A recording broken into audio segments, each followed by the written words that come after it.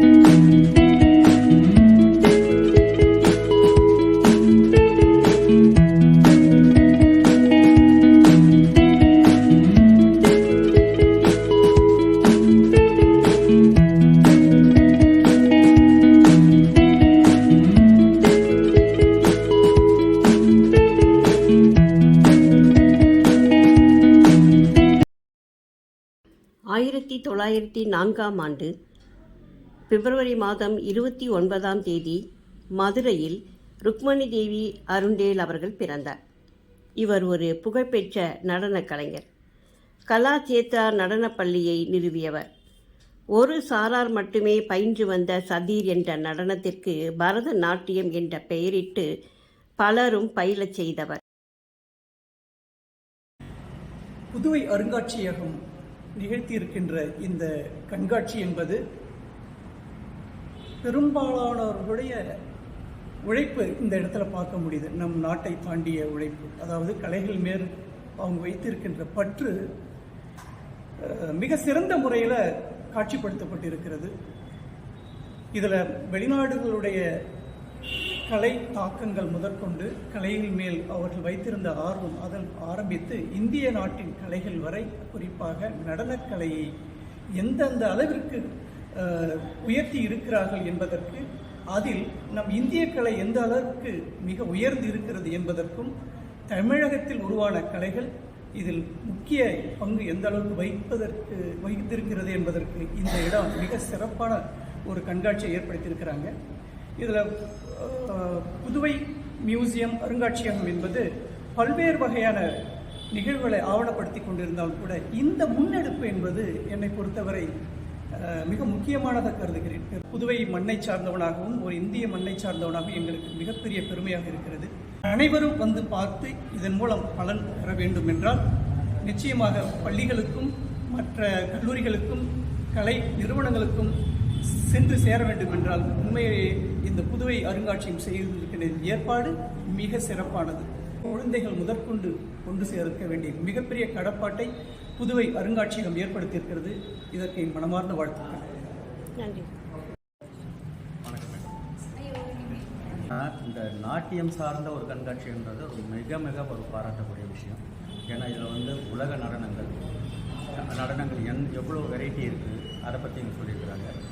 இந்திய நடனங்கள் இப்போ அதில் இந்திய நடனங்கள்னால் நம்ம இந்திய ஒவ்வொரு மாநிலத்திலேயே கலாச்சாரம் இப்போ இருக்குது, அங்கே நடனம் எவ்வாறுலாம் ஆடப்படுகின்றது அதை புகைப்படங்கள் அழகாக விளக்குறாங்க.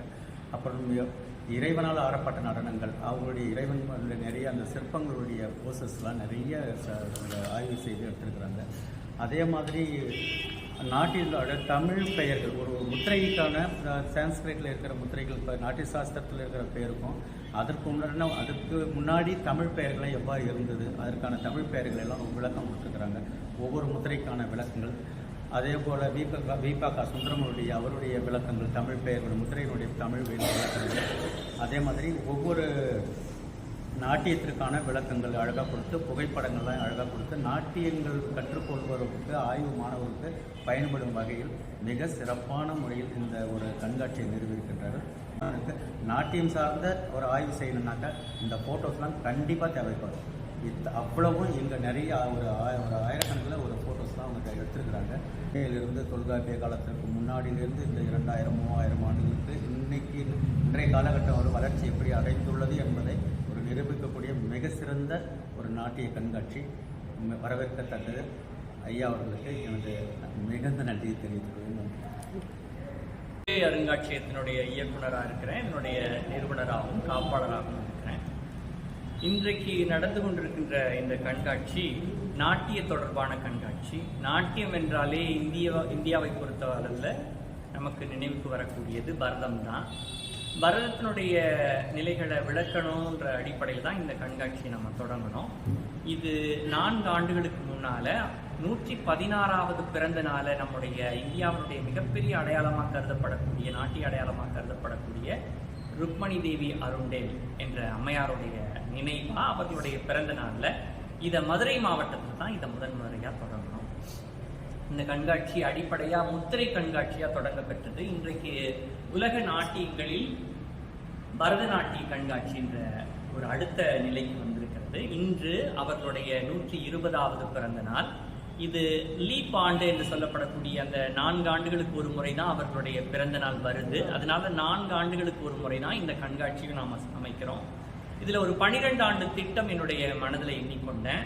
4 ஆண்டுகளை கடந்திருக்கிறோம். இன்னும் ஒரு 8 ஆண்டுகளை கடக்கும் போது ஒரு மிகப்பெரிய ஒரு கண்காட்சிகளாக மாறும். இது அதனுடைய அடிப்படை என்னன்னா, உலக அளவிலிருந்து இந்திய மண்ணில் நடக்கக்கூடிய நடனங்கள் எப்படி பார்க்கப்படுகின்றன என்ற பார்வையோட தொடங்கியிருக்கிறோம். அதாவது உலக நடனங்கள் என்னென்னலாம் ஆவணப்படுத்தப்பட்டிருக்கிறது, அதில் இந்திய நடனம் என்ன நிலையில உலக மக்களால் கருதப்படுது, நம்முடைய நாட்டில் இருந்து அறிஞர் பெருமக்கள் இது தொடர்பாக என்னென்னலாம் ஆய்வுகள் மேற்கொண்டிருக்கிறாங்கன்றத தொகுத்து தான் இந்த கண்காட்சியை உருவாக்கியிருக்கிறோம். இதற்குரிய அடிப்படை நான் இல்லை, இந்த நம்ம நாட்டில் வாழ்ந்தவர்களும் பிற நாடுகளில் வாழ்ந்தவர்களும் நம்ம நாட்டியங்கள் தொடர்பாகவும் நம்ம நாட்டியங்களுடைய சிறப்பு கூறுகள் தொடர்பாகவும் என்னென்ன வகையில் ஆவணப்படுத்தியிருக்காங்களோ அதையெல்லாம் தொகுத்து வழங்கியிருக்கிறோம்.